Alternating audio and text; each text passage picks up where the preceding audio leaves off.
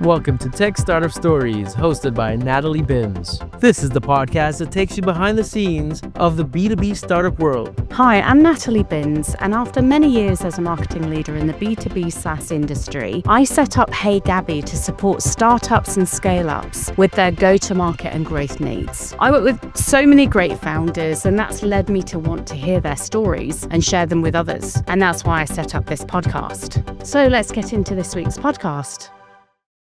Hi, everyone. Welcome to this week's podcast. This week, I'm speaking with a founder who is so well connected. I feel like this is such an incestuous community and I love it. Hussein Akins, who is the founder of Bills Included. Hussein, thank you so much for being on the podcast.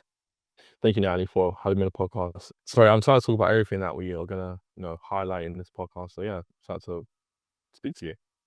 Well, I would love to know a little bit more about Bills Included. So how did that come about? Tell me about the company. What do you guys do? Yeah, so I mean, how it came about is through. I mean, if we look at the past, when I was in uni, I only paid one payment when I was during my time in accommodation. And that covered rents and utility bills, and that was a great time. Then I transitioned into the private renting space, and then I realized, wait, I don't even know who to pay my water bill to. So I had to Google, who does a local water person, found that all Affinity Waters, and I had to set that up as well. And then, as I moved to my next property, as I got, a better job, I found it's a hassle. Every time I've got to set up new bills, and they all have different logins, they all have different dates of when, it's due. It's just a hassle. And I know I'm not the only person who has this kind of, this struggle with the admin, and landlords as well. They currently, I know, void periods are increasing. So there's definitely a niche in that kind of space where tenants can be helped and landlords can also optimize their property to have the bills included, something that was similar that I saw during uni. And yeah, that's where the idea came from, was to try and have that solution to the problem.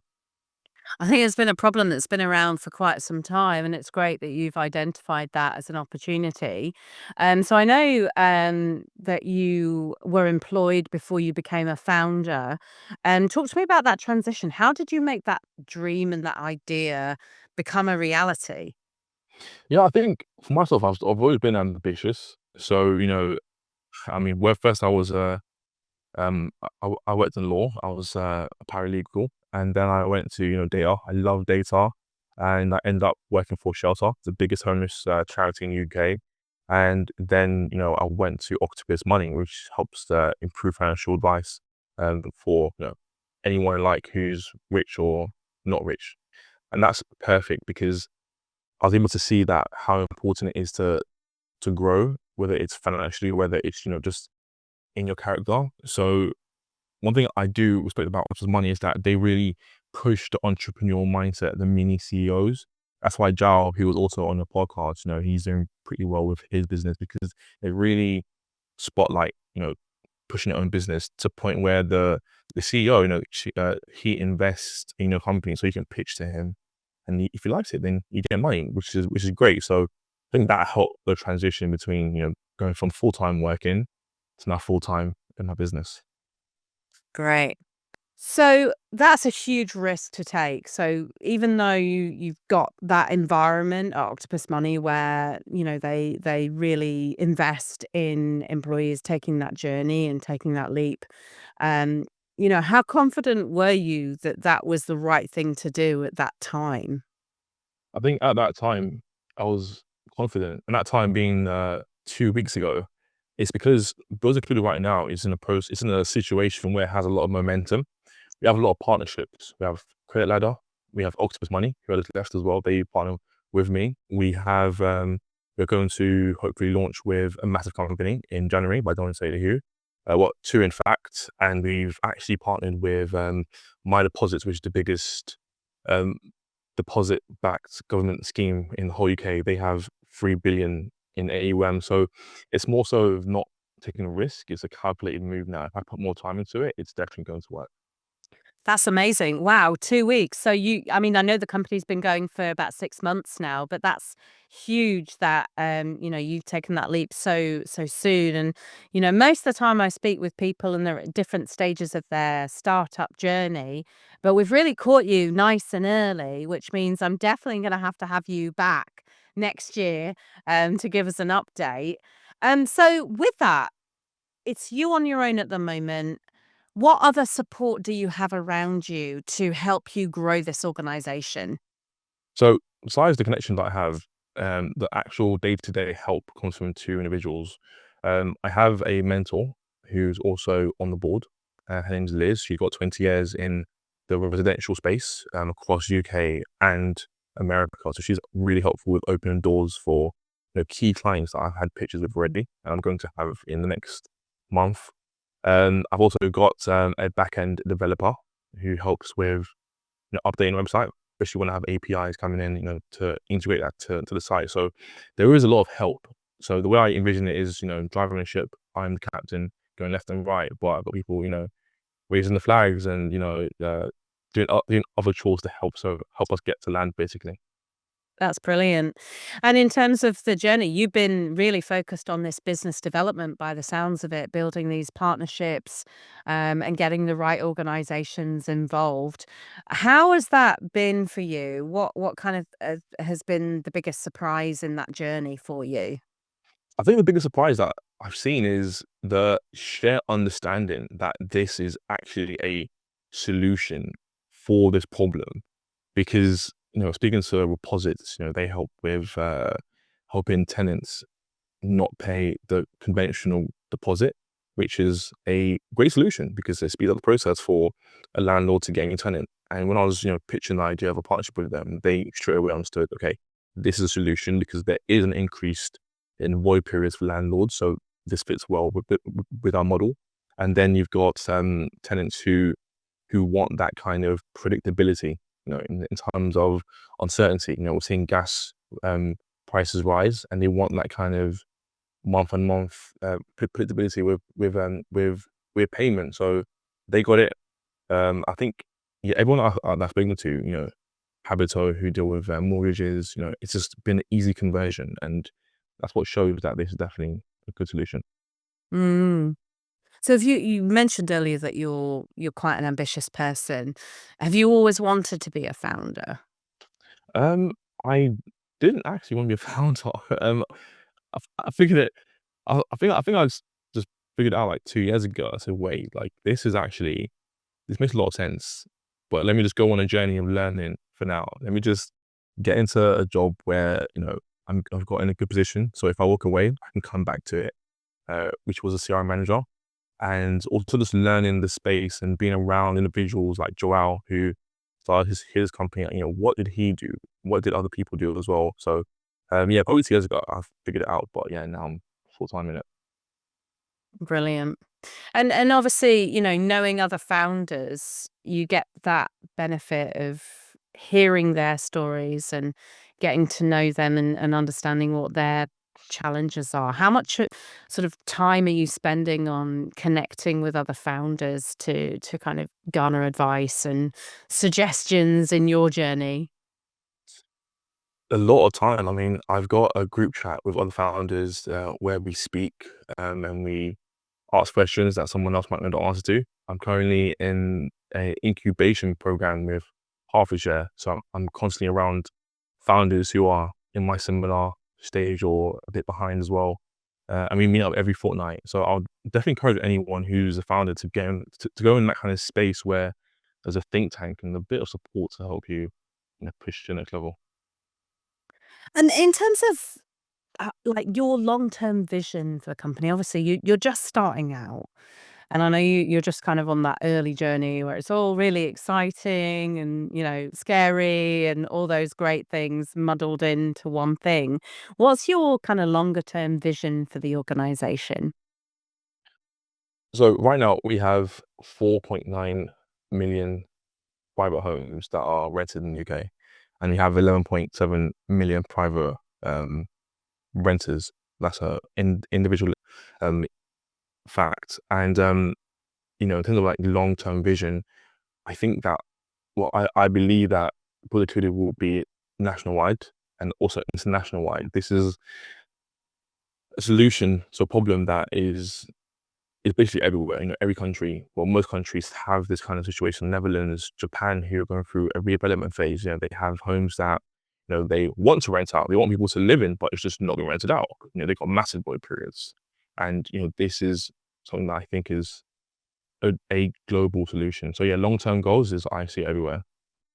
I really want to dig in more about the real culture and the kind of mission in terms of your overall view for the company, because I think there's a lot of founders that I'm speaking to now. There seems to be a new generation of founders that they don't just care about making money, which, a lot of founders, that's why they're doing it. That's why we go to work. They don't just care about solving a particular problem for the people that are paying their bills, whether that's, the partners or businesses that they sell to, or the end users, the consumers that benefit from that, at the other end of the scale.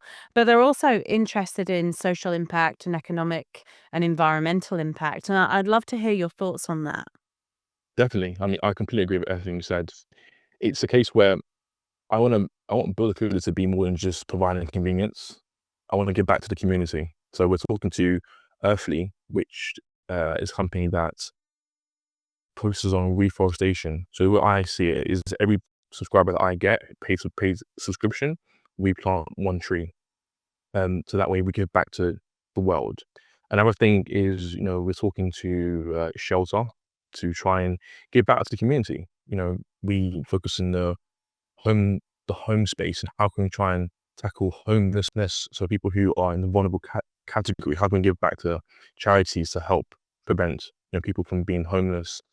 And then there's the sustainability point of view, which is working with landlords to be more educational. How can they be more focused on renewable energy for their homes, and speaking to renters and trying to educate them in that space? How can they have more fair usage, especially when the bills are included? How can they, be fair and trying to not overconsume essentially? So there's a lot of things that I want the company to be perceived as, rather than just taking money and being, you know, positive with revenue, but giving back to the community and the world.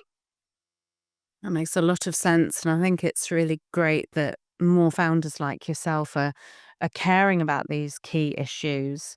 So let's talk a little bit about the kind of team that you want to build. You've got an opportunity to grow into so many different markets, but you're starting with the UK. I mean, let's be honest, there's enough in the UK to kind of keep you busy for quite a few years. What's your thoughts on the kind of team that you want to build? What your strategy is around where you hire, how you hire? So the way I see it with how I hire is going to be in terms of what country we go to next. So once the UK has been conquered, which hopefully be in the next 2 years, the next thing would be what's the next? Where's the problem more prevalent? So is that in the US? Is that in Germany or the Netherlands? And once that's been identified, then it's how can we start on that kind of space? So know, that would be having account managers and sales people to really reach out first and foremost to landlords and estate agents and companies who also, focus on renting homes like buy to lets. Is there actually a, a, a space for bills included in that space in that country? And then of course we will move over into that kind of country. Got it. And in terms of the kind of ICP, your ideal customer profile, you've spent a lot of time thinking about who you're going after. But what about competitors? We talked earlier about the fact that this is a problem that's been around a long time. Have you done any competitive analysis? Yeah, so I have. So in terms of bills included, which is a rental platform that only lists properties where the rental, bills are included in the rent, there isn't one that I've seen. I mean, if anyone views this podcast and see any competitors, please let me know. But what there is there's companies that help set up the bills for the landlord. And rather than, going against that kind of companies, I want to partner with these companies. So I've been in conversations with a few of them. So the way it works is if a landlord does not have the bills in their rents, then they can go to our site and be, shown to our partners, and they can then convert and then list on bills included. Another one is, Rightmove or Zoopla kind of listing, but they're more of a general listing website rather than a niche down listing platform. But I don't want to go against them. I want to work with them. So again, if anyone from Rightmove or Zoopla sees this, you can reach out to me.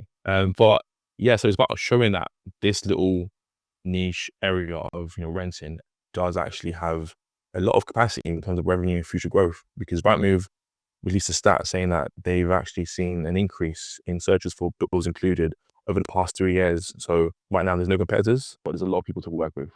Great. And I think, it's good that you're finding a space that isn't too busy, where you can put your mark on it and obviously establish the brand as it should be. And I'm sure that will in turn spur on some competitors, as these things often happen, but it's always good to be kept on your toes. In terms of other founders, you're already engaging with a great community. I'd love to hear, who inspires you, whether they're, somebody that you know personally, or somebody, somebody a bit more famous. But who do you really aspire to be in terms of your kind of role and being a founder? So I think every founder out there inspires me, because I think we all understand that there's been that situation where, okay, should I take the risk or should I just wait for a little bit longer? But I think we all understand that there is no right time. So in that sense, every founder inspires me, the ones who have been successful and not been successful. But if we're looking at a template, I mean, there's a lot of people that inspire me. I look at Dragon's Den and I look at Stephen Bartlett, someone who, he is someone who has made it really far in the industry that is, there's not a lot of people that look like Stephen Bartlett or myself. So having someone in that space that's successful is definitely inspirational. Yeah. We were talking a little bit earlier off camera, which is always naughty, but I always think it's fun to have a chat before we start this recording. And we talked a little bit about diversity, and we talked about the fact that there's just not enough diversity in the founder community. Although it's improving, it's not as great as it should be. And I wondered what your opinion is on why that is. Great question. I think there's a lot of factors behind that. The first one is unconscious biasness. People tend to hire who they see themselves as, or who they see people that they know as. It could be a family member or a friend. So, if someone looks a certain way, they might hire someone who looks a certain way. And this space has been dominated by, a certain type of individuals. That's probably why there's not a lot of Stephen Bartlett's there, or like people like myself. But now we're seeing that there is an increase because there is a shift in the way people hire. People tend to hire with their heart, as you mentioned, Nyla, giving people a chance. And that's definitely breaking the mold. So although it's not, a majority of people that are, in that kind of space that are, looking like, black or Asian or so forth, I do think that there is growth, and probably in 10 years' time, there'll be bigger growth. Yeah, and I think diversity, and this speaks to a conversation that I had with Ian a few weeks ago on the podcast. And diversity isn't just race; that's a big part of it, but it's not just gender. And as everybody knows, I'm championing female founders this season. But it's also your economic background, and so many other factors that come to this. But I think what's really interesting is that when you're in this small company, early stage, hiring is so critical to founders. So, as much as you might want to have diversity, the cost of that is taking risk in hiring somebody that you don't know, or somebody that you don't necessarily um, share exactly the same experiences or background. And as we know, a bad hire can be very costly for a startup. What are your thoughts on that? I think it's tough. A lot of founders, especially in startup phase, bootstrap.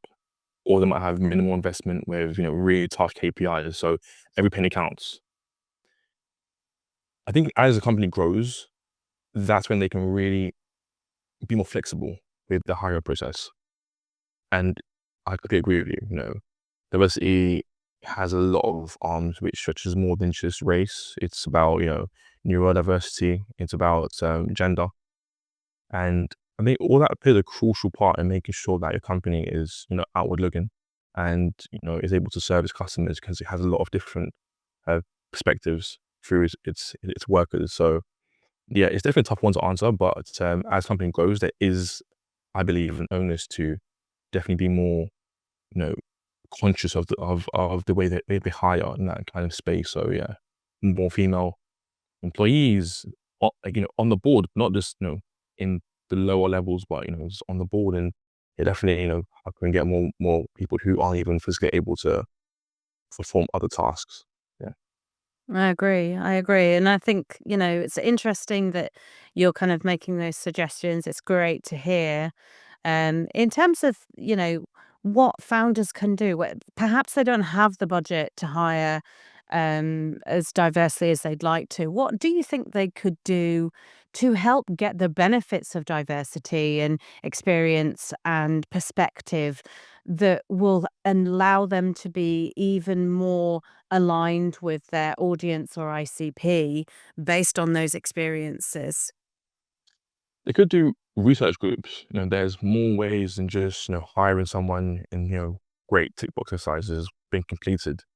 But even when you're launching a product or when you're in ideation phase, how can you service, that realm of, people who probably aren't taken into consideration most times?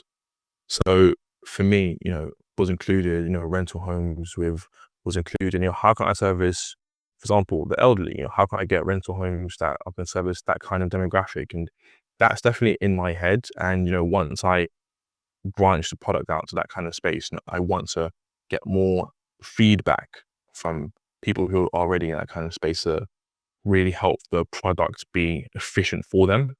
And I think that's another way that you can get, people in the diverse space involved, rather than just me thinking that I can service you when I don't really know what you go through.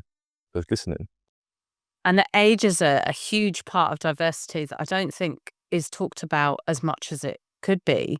We've got an aging workforce that are staying in the workforce longer. And, they bring a different level of experience, and we're not necessarily utilizing their knowledge and experience as we could. So it's interesting that you bring that up. Yeah, completely agree. Completely agree. As you mentioned, diversity is, it's quite sad.